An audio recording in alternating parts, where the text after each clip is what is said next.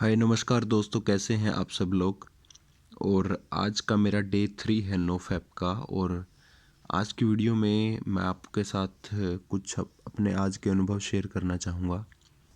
आप देख पा रहे होंगे कि इस वीडियो में मैं अपना चेहरा नहीं दिखा रहा हूँ, क्योंकि मैं इतना लो और डिप्रेस्ड फील कर रहा हूँ आज कि मुझे लग रहा है कि मैं किसी से मिलना नहीं चाहता, कहीं बाहर जाना नहीं चाहता, बस शांत रहना चाहता हूँ। क्योंकि बॉडी में ना तो मैं एनर्जी फील कर पा रहा हूँ और काफ़ी डिप्रेस्ड मैं फील कर पा रहा हूँ। तो दोस्तों, मैं आपको आज एक पुस्तक है, उसमें कुछ बातें लिखी हैं। पुस्तक का नाम है यौवन सुरक्षा, जिसमें ब्रह्मचर्य का और वीर्य का क्या महत्व है इसके बारे में बताया गया है। तो इस पुस्तक से कुछ लाइनें मैं आपको बताना चाहूँगा। इस पुस्तक को ही पढ़ रहा हूँ मैं फ़िलहाल, तो मैंने सोचा कि आपके साथ भी शेयर किया जाए। तो इस पुस्तक में लिखा है कि हस्त मैथुन के दुष्परिणाम। इस दुर्व्यसनों से युवक अपनी वीर्य धारण की शक्ति खो बैठता है और वह तीव्रता से नपुंसकता की ओर अग्रसर होने लगता है। उसकी आंखें और चेहरे नीस्त, तेज और कमज़ोर हो जाते हैं। थोड़े परिश्रम से वह हांफने लगता है। उसकी आंखों के सामने अंधेरा छाने लगता है। अधिक कमजोरी से मूर्छा भी आ जाती है। उसकी संकल्प शक्ति कमज़ोर हो जाती है। जो युवक 19 से 25 वर्ष की आयु तक संयम रखता है, उसका मानसिक एवं बौद्धिक बल बढ़ जाता है। जीवन भर उसमें उत्साह एवं स्फूर्ति बनी रहती है। जो युवक 20 वर्ष की आयु पूरी होने से पूर्व ही अपने वीर्य का नाश करना शुरू कर देता है, उसकी स्फूर्ति और हौसला पस्त हो जाता है तथा जीवन भर के लिए उसकी बुद्धि कुंठित हो जाती है। मैं चाहता हूँ कि युवा वर्ग वीर्य के संरक्षण के कुछ ठोस प्रयोग सीख लें।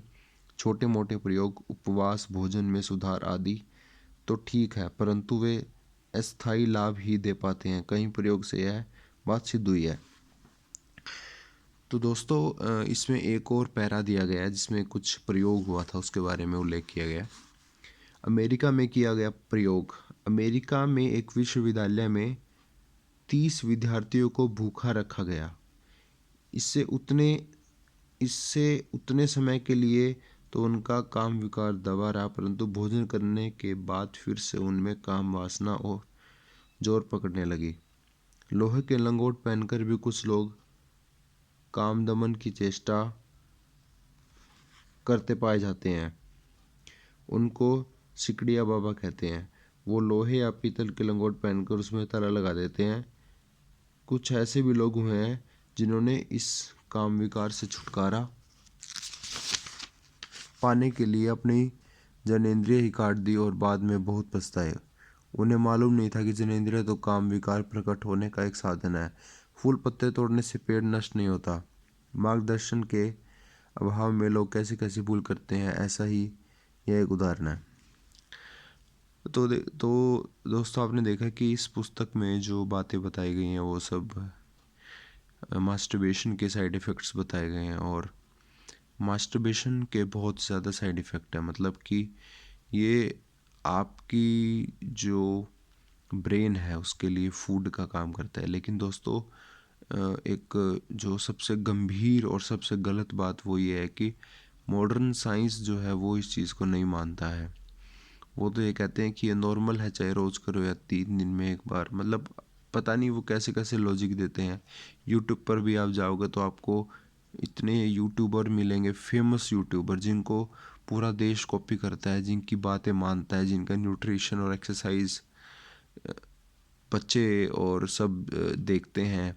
वो ये जब ये बातें कहते हैं तो मुझे लगता है कि कहीं ना कहीं वो लोग जो हैं मतलब देश के युवा को ख़राब एक संकेत दे रहे हैं। क्योंकि लोग उनको ब्लाइंडली फॉलो करते हैं और वो जब इन चीज़ों के बारे में बोलते हैं कि ये चीज़ बिल्कुल सही है, तो उस टाइम पर हमें लगता है कि जो हमारे ग्रंथ हैं, हमारी जो पुस्तकें हमारे ब्रह्मचार्यों ने लिखी गई, हमारे ऋषि दयानंद सरस्वती, विवेकानंद जी, हनुमान जी, भीष्म पितामह और भी बहुत सारे हमारे जो महान ऋषि हैं, जो देश के उन्नति के लिए जिन्होंने काम किया, तो वहाँ कहीं ना कहीं लगता है कि वो उन लोगों को ठुकरा रहे हैं, मतलब उन लोगों की बातों को ठुकराए हैं।